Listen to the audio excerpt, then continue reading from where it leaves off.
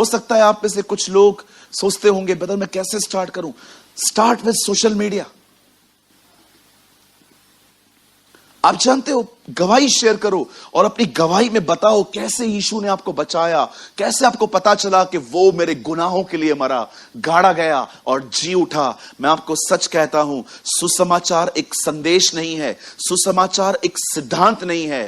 Bible बताती है सुसमाचार परमेश्वर की सामर्थ है। Gospel is not a doctrine. Gospel is not a message. The Bible says gospel is the power of God. विश्वास करने वालों के लिए वो सामर्थी है। Amen. Yes. Share the gospel. Bible कहती है ये वो दिन थे जब परमेश्वर ने देखा कि पूरी दुनिया बुराई में है और परमेश्वर नोहा के पास आके कहता है नोहा मैं सब खत्म करने वाला हूं, लेकिन मैं तुझे बताना चाहता हूं क्या करना है। खुदा ले एक लकड़ी और अपने तीनों बेटों का इस्तेमाल कर और एक जलयान बना और कुछ समय के बाद मैं जल पर ले आऊंगा। इस बार भी परमेश्वर ने नोहा पे प्रकट किया कि वो सब कुछ खत्म करने वाला है। कितने उदाहरण दूं, इवन मैं आपको एक अमेजिंग एग्जांपल दूं, आपने शायद इससे पहले कभी नहीं सुना होगा। आप जानते हैं परमेश्वर मूसा को कहता है फिरौन के पास जा, पर परमेश्वर उसको यह भी कहता है वो तेरी नहीं सुनेगा। Have you noticed? हे मूसा, हां, पहले तो वो जाना ही नहीं चाहता था। बाइबल कहती है चलते चलते चलते उसने एक झाड़ी देखी जो जल रही थी पर खाक नहीं हो रही थी और वो उसको देखने के लिए आगे गया। अचानक आवाज आया, मूसा, हे मूसा। प्रभु की आदत है 2 बार नाम लेने की। हमने बाइबल में कुछ हैबिट्स देखी उसका आदत है 2 बार बुलाने का, क्योंकि सबको पता है, उसको पता है एक बार कोई नहीं सुनता।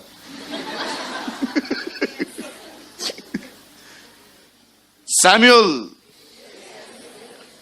नहीं मैं बेटे को देखा, मार्था, हे मार्था, 2 बार बुलाता है। शाऊल, हे शाऊल। मैं आने वाले दिनों में ना आपको बहुत सारी हैबिट्स बताऊंगा प्रभु की कि कैसे खुदा काम करता है। अब परमेश्वर जब वो देखता है कि वो मूसा ऊपर आता है तब प्रभु से बात करता है, मूसा मैं तेरे बाप दादाओं अब्राहम, इसहाक और याकूब का परमेश्वर हूं और मैंने अपने लोगों की कराहट सुनी है और अब मैं तुझे भेजता हूं, जा इन्हें छुड़ा के लेके आ। मूसा बोल रहा था मैं तो जा ही नहीं सकता। आप जानते हो जो लाठी उसके हाथ में थी वो लाठी किसकी थी? मूसा की। आप आगे पढ़ के देखो, उस लाठी के लिए लिखा है परमेश्वर की लाठी। अमेजिंग है ना? परमेश्वर ने उसकी लाठी को अपनी लाठी बना दी। इसी लाठी को लेकर वो लाल समुद्र के सामने खड़ा हुआ था। आप जानते हो प्रभु के वचन में क्या लिखा है? परमेश्वर मूसा से कहता है जा और मेरे लोगों को छुड़ा के लेकर आ। मूसा पहले कहता है मैं नहीं जाऊंगा, मैं नहीं बात कर सकता, मैं ना हकलाता हूं, मैं ना बद्दा हूं बात करने का। प्रभु कहता है तू जा, मैं तेरे मुंह के साथ रहूंगा, मैं तेरी कमजोरियों को प्लेटफॉर्म बनाऊंगा, मैं तेरी कमजोरियों को ऊपर खड़े होकर प्रचार करूंगा। कभी भी न शर्माएं कि आप कुछ बातों में कमजोर हैं, अपनी कमजोरियां खुदा को दीजिए। पौल कहता है जब मैं निर्बल हूं तब ही मैं सामर्थी हूं। आमीन। हमेशा अपनी निर्बलताओं को प्रभु के साथ दीजिए और एक चीज को तो हर दिन दीजिए, हर दिन। छोटी सी चीज है, वो आपके बदन में ही है। इसको रोज दो।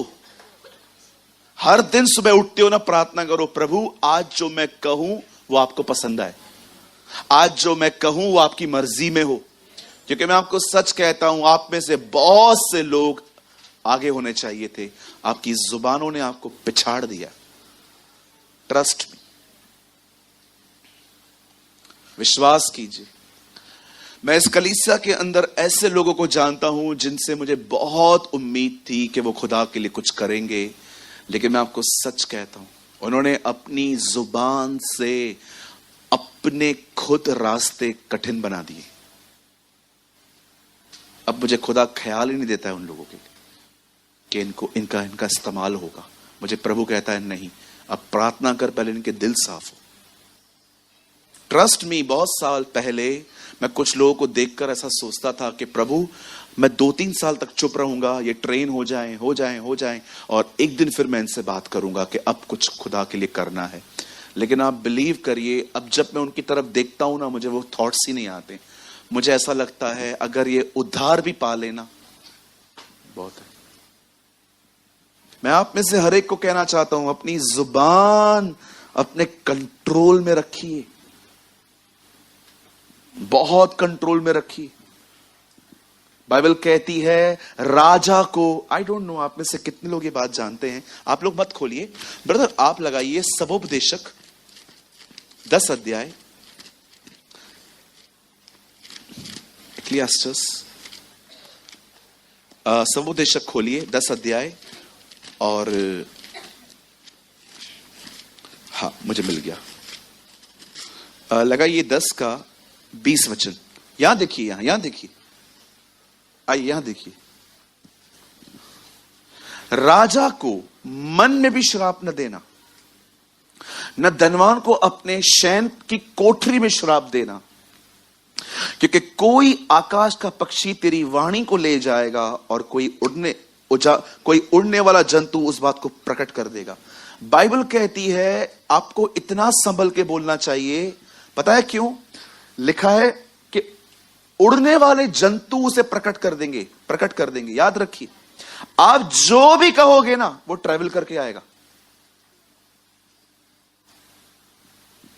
और मैं आपको सच कहता हूं, एक कहावत है, झूठ पैरों के नीचे रहता है और सच पैरों के नीचे रहेगा और झूठ यात्रा करेगा। बहुत बार सच होता है ना, वो दब जाता है और झूठ ट्रैवल करता है। कुछ भी कहने से पहले ये बात याद रखना, वो चीजें ट्रैवल करेंगी। बाइबल कहती है कोई उड़ने वाला जंतु उसको प्रकट कर देगा। कोई भी बात छुपी हुई नहीं रहेगी। जो कुछ आप कहोगे कल, आज नहीं तो कल वो लोगों तक पहुंचेगी।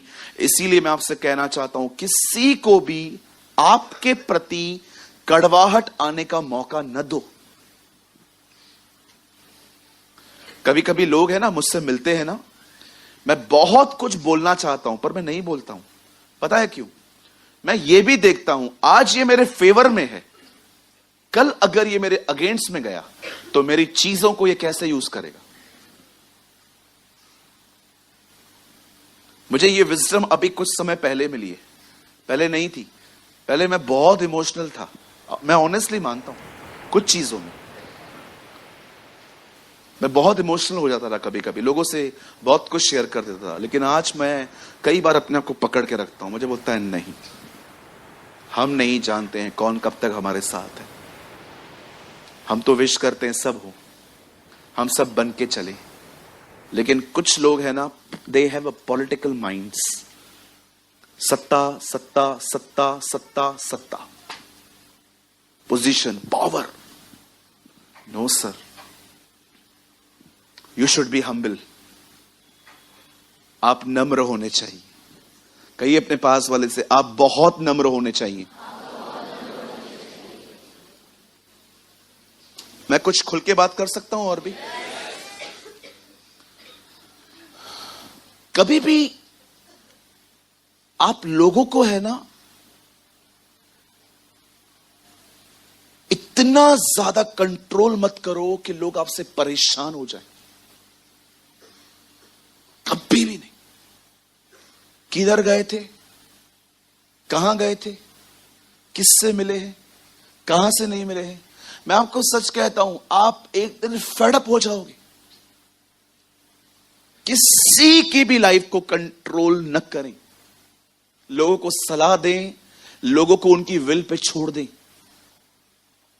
मैं कभी किसी की, मुझे आज आप बताइए, मैं किसी की भी जिंदगी को कंट्रोल करने की कोशिश करता हूं। अगर आप एक हफ्ता नहीं आते, मैं आपसे नहीं पूछता हूं आप अगले हफ्ते कहां थे।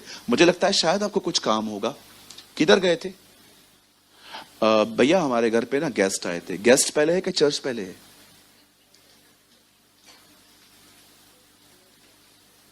हमारे प्यारे भाई हैं यहां पर, गिरीश भाई, तेजवानी भाई। बीच में हमारा एक प्रोग्राम बना, मैंने उनको कहा मेरे साथ चल रहे हो? उन्होंने बोला यस ब्रदर, मैंने डेट टिकट मैंने ना ऐसे तारीखें अलग करके रखी हैं कि मैं इन तारीखों को चर्च के मीटिंग्स में यूज करूंगा। भैया को कुछ लीव्स मिलती हैं काम से, लेकिन अचानक उन्होंने 4 दिन पहले मुझे कहा ब्रदर प्रेमानी मुझे बहुत खेद है, मैं नहीं चल पा रहा हूं, मेरी दीदी आ रही है यूएस से। क्या बोलूं उनको मैं? दीदी पहले है कि चर्च पहले है? लोग है ना कंट्रोल करते हैं अपने अपने लोगों को। किधर थे आप? चर्च पहले के क्या है? ऐसे करो बाजू वाले को।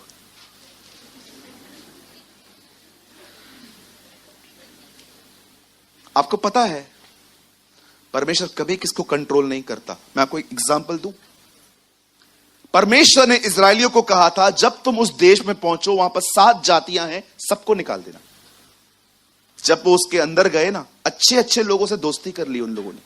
पता है जब परमेश्वर ने देखा कि ये मेरी बात नहीं मान रहे हैं, फिर पता है प्रभु ने क्या कहा? तुमने नहीं निकाला ना, अब मैं भी नहीं निकालूंगा। ये लोग तब तक तुम्हारे साथ में रहेंगे जब तक तुम्हारे पंजर में ये तुम्हें चुभे नहीं। परमेश्वर उनको कंट्रोल नहीं करता है, बोलता है ठीक है रहने दो, अभी तुमने नहीं निकाला ना, अब जब तुम मुझे पुकारोगे ना मैं भी नहीं निकालूंगा इन्हें, रहने दो इसको जब तक ये तुम्हारे पैरों में कील की तरह न चुभे। परमेश्वर ने उन्हें कहा था तुम जाओ, वहां पर 7 जातियां रहती हैं, उन 7 को निकाल दो। उन्होंने पता है क्या किया? कुछ को निकाला, कुछ को नहीं निकाला। प्रभु ने कहा तुमने नहीं निकाला ना, अब मैं भी नहीं निकालूंगा। जब अब तुम्हारे पैरों में ये अब तक पंजर में, पंजर समझते हैं? किसी को कंट्रोल न करें। Don't control anyone. कोई एक हफ्ता नहीं आता है, मैं तो उससे नहीं पूछता हूं भाई क्या हुआ। हां जब 1 महीना नहीं आते हैं तो मैं इनडायरेक्टली किसी को बोलता हूं जरा देख तो सब ठीक है ना। और अगर मुझे यह पता चलता है ना कि वे किसी और जगह पे जा रहे हैं, हैप्पी, सो हैप्पी। पता है क्यों? मुझे खुशी है आप प्रभु में ही हो।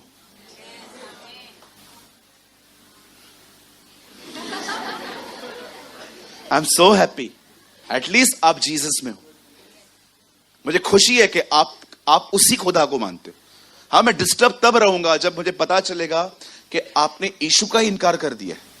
हाँ तब तो मैं आपको सच कहता हूं, फिर मैं चर्च के लोगों को बोलता हूं जाओ मिलो उनसे, बात करो, ले आओ उन्हें। उनका उद्धार प्रभु ने किया है। आपको पता है कोई आपका उद्धार आपसे छीन नहीं सकता, लेकिन आप चाहें तो उसको फेंक सकते हैं। हालेलुया, बोलो यीशु मसीह नासरी की जय। अब देखिए, अब सामने देखिए सब। खुदा के पाक कलाम में लिखा है परमेश्वर मूसा को कहता है तू जा। पता है प्रभु से क्या बोलता है? लेकिन वो तेरी नहीं सुनेगा।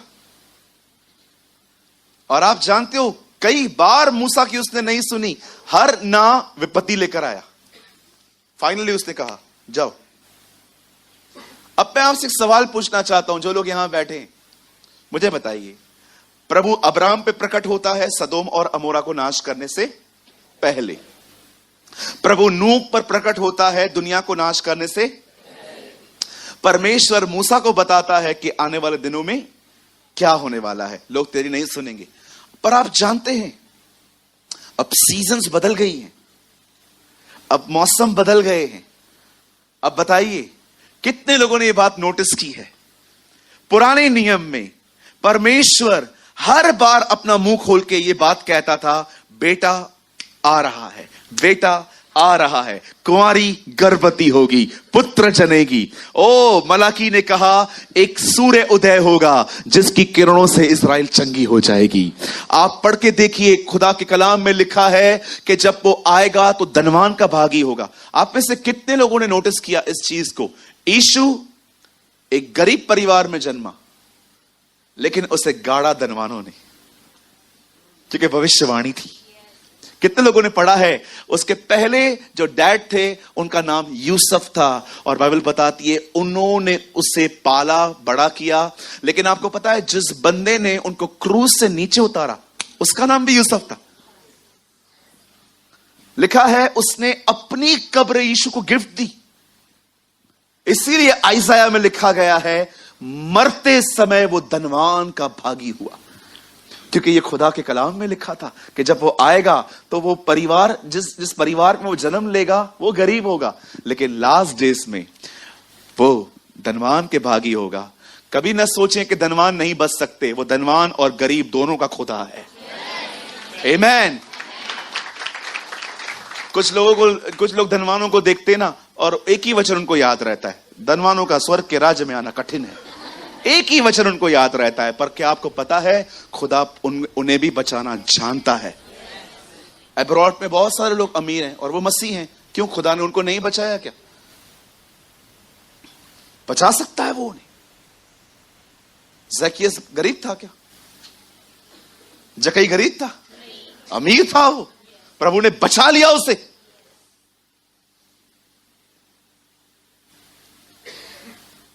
हालेलुया। मेरे पीछे कहिए, प्रभु हर एक का उद्धार कर सकता है। आमीन। आप पुराने नियम को पढ़िए, आपको हर जगह पे दिखाई देगा, बेटा आने वाला है, बेटा आने वाला है, बेटा आने वाला है। आखिर बेटा आ गया। अब बेटे ने एक और चीज रिवील की, पवित्र आत्मा आ रहा है, पवित्र आत्मा आ रहा है, पवित्र आत्मा आ रहा है। पर आपको पता है, अब वही पवित्र आत्मा हम पे प्रकट कर रहा है। अब वो बहुत जल्द आने वाला है। He is coming, he is coming, he is coming, he is coming। मैं आप में से हर एक को कहना चाहता हूं, याद रखिए, अब्राहम पे प्रकट किया गया सदोम और अमोरा नाश होने वाला है। मूसा पे प्रकट किया गया, फिरौन तेरी नहीं सुनेगा। नोहा पे प्रकट किया गया, दुनिया खत्म होने वाली है। पर आज कलीसिया पे प्रकट हुआ है कि वो बहुत जल्द आने वाला है।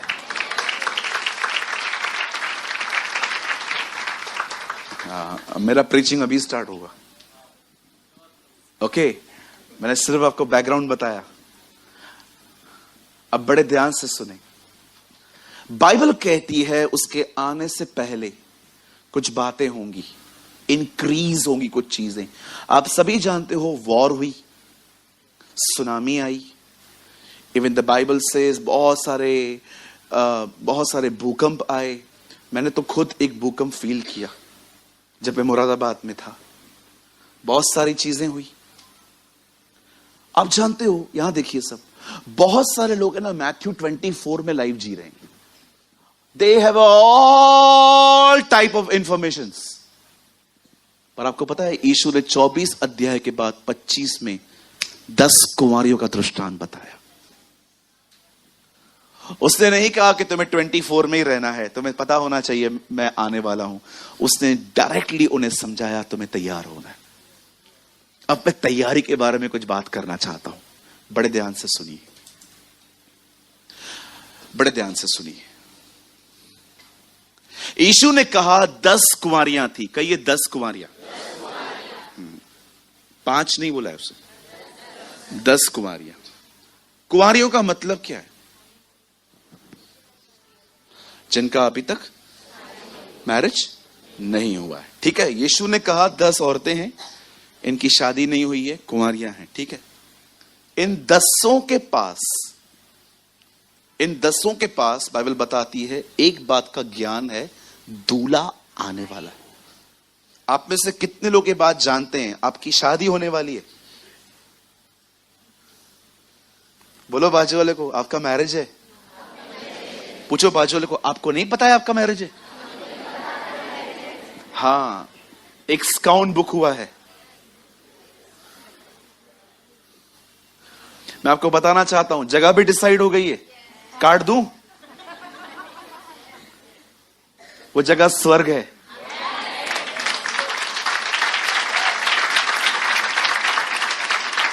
हमारी बाइबल की शुरुआत होती है आदम और हवा की शादी से। यीशु मसीह का पहला चमत्कार एक शादी में, और प्रकाशित वाक्य का अंत है मेमने और कलीसिया की शादी पे। आप जानते हैं एक विवाह होने वाला है स्वर्ग में, एक शादी होने वाली है। लेकिन याद रखिएगा, ये शादियां कुंवारियों की होंगी, व्यभिचारिणियों की नहीं।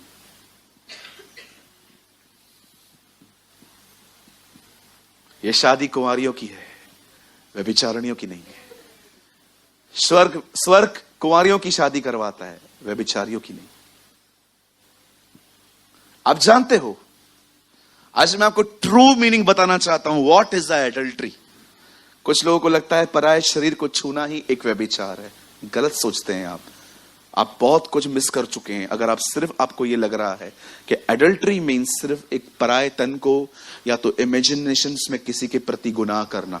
अब बड़े ध्यान से सुनिए, 10 कुंवारियां हैं, लिखा है 5 बुद्धिमान हैं और 5 मूर्ख हैं। अब ये बुद्धिमान और मूर्ख क्या होता है?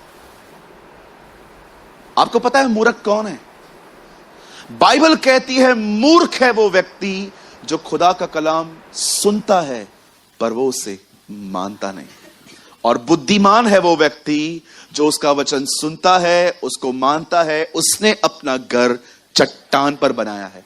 आज मैं आपसे पूछना चाहता हूं, सबसे पहली चीज, जो कुछ आप रविवार को सुनते हो, क्या वो 6 डेज आप प्रैक्टिस करते हो? क्या आप एक अच्छे लिसनर हो? हाँ, वही हम मस्त बताएंगे। घर बनी कुछ कही के तारक मेहता रेड्डी, अरे मस्त बातें बताता है सूरज भाई, हम लोग तो उधर ही जाते। ये बात अलग है, सोमवार से शनिवार हम अपनी जिंदगी जीते, लेकिन संडे उधर जाते हैं। बहुत सारे लोग अच्छे लिसनर्स हैं, डूअर्स नहीं। लिसन बहुत अच्छा करते, बहुत अच्छा, लेकिन जब वो लोगों के साथ मिलते हैं ना, बातें करते हैं ना, आप देखो उनकी बातों में कोई गॉडलीनेस नहीं है। जिस दिन एक व्यक्ति की जुबान उसके कंट्रोल में आएगी ना, मैं उस दिन ये बात समझ जाऊंगा कि इन्होंने प्रभु का वचन गंभीरता से लिया। 5 मूर्ख 5 बुद्धिमान। मैं सोच रहा था ये कैटेगरी क्यों बांट रहा है प्रभु? प्रभु बता रहा है लास्ट के डेज में 2 तरह के लोग होंगे कलीसिया के अंदर, एक बुद्धिमान, एक मूर्ख। इसका मतलब एक बहुत अच्छा सुनने वाले, पर दूसरा सुनने के बाद उसको प्रैक्टिस करने वाले। आप किस में हैं? बोलिए बोलिए, आप किस में हैं?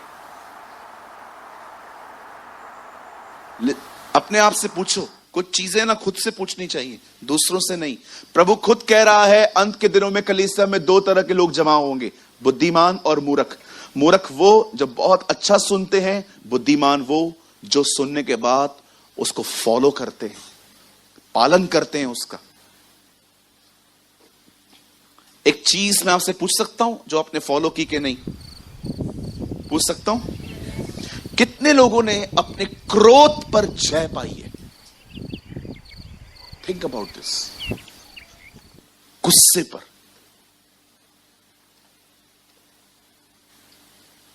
कोई है यहां पर जो ये कह सकता है, यस ब्रदर, अब मैंने रूड बोलने पर जय पाई है, अब मैंने क्रोध पर जय पाई है, अब जो वो एटीट्यूड भरा बॉडी लैंग्वेज था ना, उस पर जय पाई है मैंने। आपको पता है, जिन भी लोगों का गुस्सा उनके कंट्रोल में नहीं है, आपका भविष्य खतरे में है, आपका फ्यूचर खतरे में है। कुछ लोग को बहुत गुस्सा आता है, इतना गुस्सा आता है, हां मेरे सामने नहीं करते, बहुत गुस्सा आता है कुछ लोगों को। कभी कभी तो गुस्से में गालियां भी निकालते, बर्तन उठा के फेंक देते हैं एक दूसरे के ऊपर। क्या आपने अपने क्रोध पर जय पाई?